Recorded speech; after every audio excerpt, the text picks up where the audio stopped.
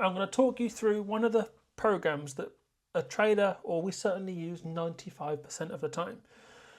When you're looking at pairs, when you're analysing them, this is the program that we're going to want to use. Now, we're not actually going to be taking our trades on this, although you can do, but we have a separate program, piece of software for taking trades. But this, when we're looking at trades, analysing them, doing all our analysis, we're going to be looking at this 95% of the time. So we need to set this up almost like it's your workspace. So we don't want anything in here that we don't want or we don't need to look at. So when we open Trade and View, you make an account, you're going to be seeing this screen here. Now this looks very, very choppy and it has a lot of random numbers, lines, squiggles on the screen, and it all looks a load of gibberish. And to be honest, a lot of it is. We don't need to know this stuff. So I'm going to show you how to set this up so we have in front of us just what we need. So if we go to one of these pairs on the side here, so we'll click on anything. So go down, we'll click on just a random one. So click on the top one. That's going to take us to show us this screen here. And then we click on full chart. That's going to take us to this screen here. Now this looks a little bit more like what we need and what we need to look at. But this is not it entirely. So I'm going to start off by looking at the right hand side here, because this is where the important bit is. This is where we have all of our pairs, our Forex pairs that we look at. And as you can see at the moment, by default, we have a lot of other stuff in there. So we have indices, we have stocks, futures and stuff like that. We don't need to look at that. We don't need to see what Bitcoin is doing. We don't need to look at any cryptos or anything like that. We just want Forex pairs. So what we're going to go ahead and do is we're going to go ahead and delete all of these categories, these symbols, because we don't need them. Delete all of them apart from, actually we're going to delete the Forex pairs as well because we're going to set up our own. So now we have a very clean watch list, and now we want to start populating that with some of the pairs that we actually want to trade and look at. So we're going to hit this plus symbol up here. We're going to, if by default you'll be on all, so if we go down across to Forex, so we're just looking at the Forex pairs, start actually populating this with some of the pairs that we trade. So the first one, the main one, the example that we've used already is Euro USD. So we click on that. I'm not going to talk you through the brokers just yet because that's slightly more advanced. That's for another day. But all you need to know for the start off with is Euro USD and the one that says FXCM on it. And if you hit this plus symbol here, it will go to our watch list up here. Now I'm going to just populate this with some of the other pairs that we trade. So GBP, JPY, which is Great British Pounds to Japanese Yen. We've got Euro USD, JPY, which is US dollar and Japanese yen. We've got GBP to Canadian dollar. No, there's no dash in there, my bad, there we go. And I'm going to populate this with some of the rest of our pairs and I'll come back to you. Now as you can see, I have now added these 6 pairs. Now these are the 6 pairs that within our strategy are tested, proven, and our strategy has been proven through looking at past data to work really well on these pairs. So you can see here, these are the ones, and if I click on any one of these, you will see that we can see what price has done on these given pairs. Now, our watch list is done. Now what we want to do is start optimizing the layout so we can get rid of the stuff that we don't really need on it. So what we're going to look at is, just close this add off down here. This information down here, it just shows you some of the market sentiment of what individual pairs are likely to do and to do.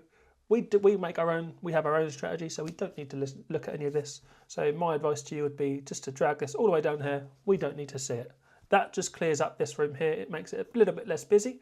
This is what we call down here, these random bars are a volume indicator. We don't need them. Again, that's not part of our strategy. So just click on it and press delete like that. We don't need to know it. And if I just get that back again, you can see your indicators are all up here. So we can click on it up here and then press delete and it will delete that as well. So you can see straight away, it just looks a little bit cleaner. Now, personally, I like to optimize visually. So I prefer the dark theme. And if you want that dark theme as well, click on your name up here, select dark theme, and it just puts it black. I prefer that just visually for my eyes. And if you click on anywhere on this space here, double click, go to settings, and you can start optimizing the colors and what you have shown. So again, it's not going to affect what is shown in the candles. I just like to change these so visually for personal preference. That's literally all it is. Now again, you can change all of these. You can experiment, have a play around, see what each one means, click it and click off it to see what it does. None of them are really going to drastically change what you're looking at. If you don't understand what it means, best not to touch it. But other than that, have a play around with these, especially like the symbol colours, the background colours, the canvas, which is, if I change the background to this, you'll see that then goes white. And if you want to change the colours of the candles, you can do here. But for now, we'll just leave them red and green, just to avoid any confusion. But at a later date, you can go in, experiment with those, and just get a personal preference. Now, what we're also going to want to do is, by default, we are going to be on, as you can see up here, the 30-minute time frame. Now, if I click on any one of these, as you can see, we have 1 second time frame right down to 12-month time frame. So we can change how much time each one of these candles represents. So that's currently on a 30-minute. So if I change this to 1 day, you can see the chart looks a little bit different straight away. And that's because now each one of these candles represent 1 day of price.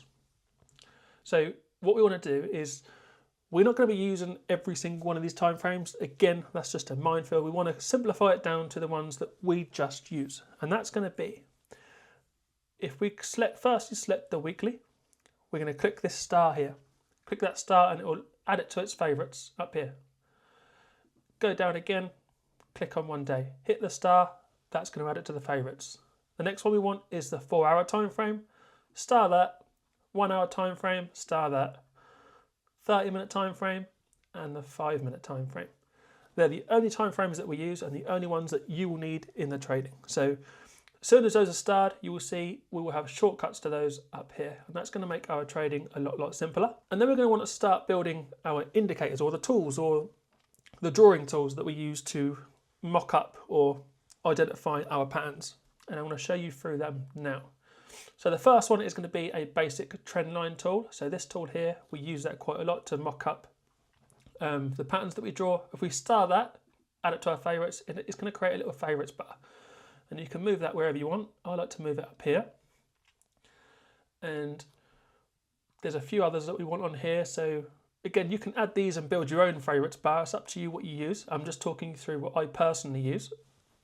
A horizontal line, we want that as well because we use that to identify extremes of where price is. Going down to the next one, this is Fibonacci. We don't use that, so skip that. Next one down is chart patterns. Again, we don't really use any of these, so feel free to go in, have a look, but we don't use any of them anyway. The next one down is quite important. This is our forecasting bar. We do use these two top ones very frequently, so you're going to want to star them both, and again that's going to add the little shortcut at the top here. We can also use price range, so if we want to find the range of a certain period of price, we can do, so add that as well. And some of your drawing tools here, so we have a brush, we have the rectangle which we use to mark up our supply and demand zones, and our path tool. I certainly use that to again mock up the strategy a lot. And again, the text tool, you can use that as well. So you can see here, by starring all of the ones that I mainly use, that's created like a little favorites bar at the top here. And every time I want to use one of these, I can just click it. So for example, the line, and draw a line just like that. And you can, again, similar before, is you can change each of the settings of these given tools to whatever your personal preferences is. And once you change that, it will stick then. You don't have to change it every time you use it. But that's going to create a little favorites bar at the top here, and that's just going to give us some shortcuts. So we don't have to be using these sidebars all the time. To be fair, once you set up this favorites bar, you don't ever have to go using this sidebar because everything we need is at the top here now. So you can see here, we have dramatically simplified the workspace, and we are now looking at exactly what we need to look at just to take our trades.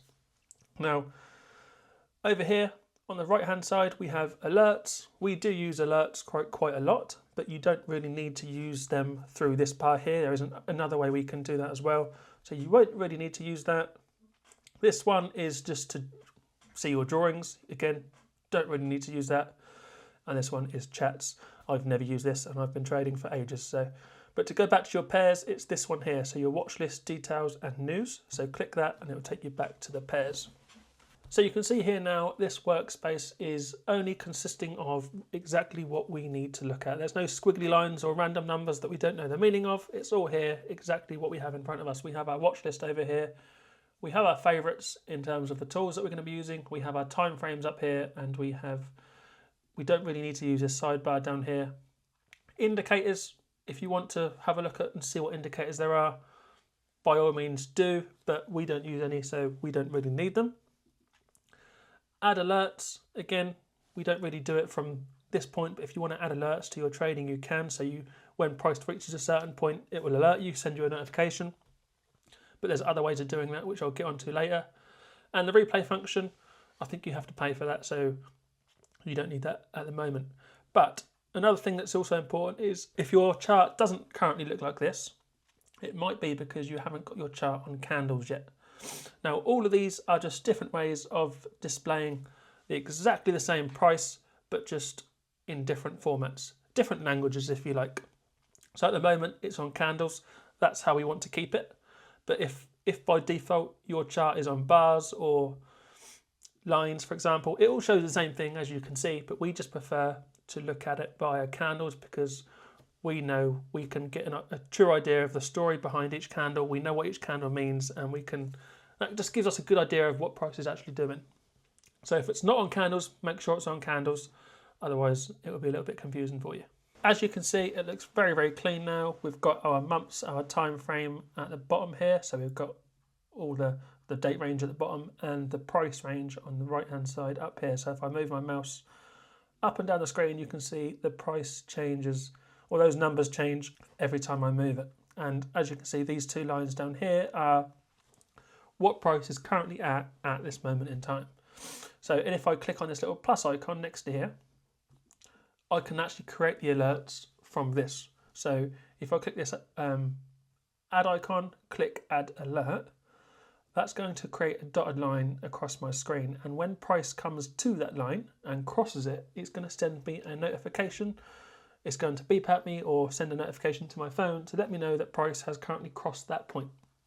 So we use them all the time, and that's a crucial part of this because it means that we haven't got to sit at our screens all day. We can wait for our alerts to trigger and we can then come to our screens to see what's going on. If you don't want to trade with a broker just yet, so you don't want to take any real trades, a very good recommendation I would do is start having a play about with the markets on what we call a demo account. So we're not actually trading with real money, we're just trading with what we call simulation money. So we're still taking the trades as if we were using real money. So we're still setting up the parameters, but we're not having to go through a broker because we're doing it demo account. The money's not really real. So if we're not really losing any real money, we're not making any real money, but we're trading as if it was real money. So you can actually do that inside TradingView. So if you go up here and click on trade, firstly, these are loads of brokers, but the simulation side is this paper trading. So it's a brokerage simulator by TradingView.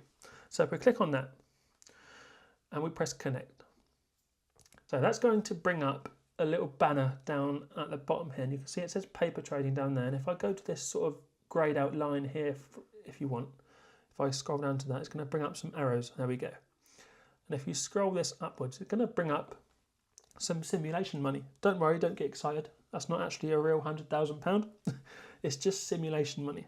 So what we can do from this is start placing trades, essentially. So what we can do is, if I get out the trade button here, press trade once again, and that's going to give you the opportunity to buy where the price currently is. So if I want to start buying the markets, I can click this button and it will enter me into the market. I can't at the moment because it's a weekend and I can't at the moment. So, but if you wanted to trade demo account, you can set all these parameters up and you can start trading with a simulation account. And you can change this 100,000 account balance to whatever you want. So if you really do have maybe £10,000 savings or to trade with, you can simulate that here. So you can go do that by pressing the settings icon down here. pressing reset account, select your balance, select whatever currency you want to use, and just ignore all the other settings, keep them as they are, and just press reset. And you can see if I change that to 10,000, so get rid of a 0, press reset, that now resets that to a 10,000 account balance. So you can simulate whatever you want. There is another feature of TradingView which I forgot about, but it is a paid version of TradingView, and it's called a bar replay. Now this is what we call backtesting, and if you have a strategy that you want to get familiar with, and this is exactly how results of a certain strategy have been proven, is do something called backtesting.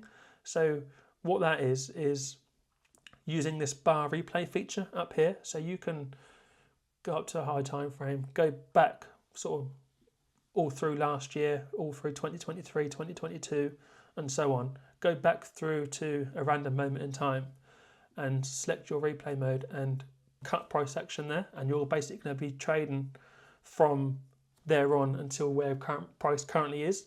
And you can see, mess around with your strategies, see how they play out, get familiarized with yourself with them, so what that looks like when they play out, and just get to grips with trading as a whole, if you like. So this is going to allow you to sort of go back to a certain point in time. You're going to be able to forward candles, so you haven't got to wait for them.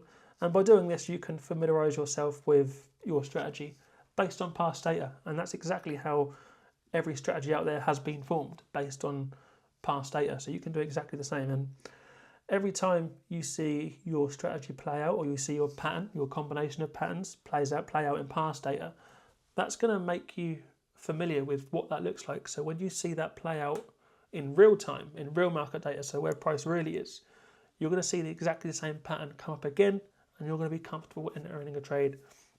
And that's really how trading strategies are formed. So go and have a mess around with that. It's a really good feature. I suggest trading just on a demo account for a start. Like I said, do all those things I spoke about, become familiar with it before you ever take a live trade. And if you want to come out of the bar replay, you just press leave and it will take you back to where price currently is, as you can see there. So that's a really good feature of TradingView. Like I said, TradingView is something you're going to be using within your trading journey 95% of the time. If you enjoyed the video, don't forget to like and subscribe, and I will see you next time.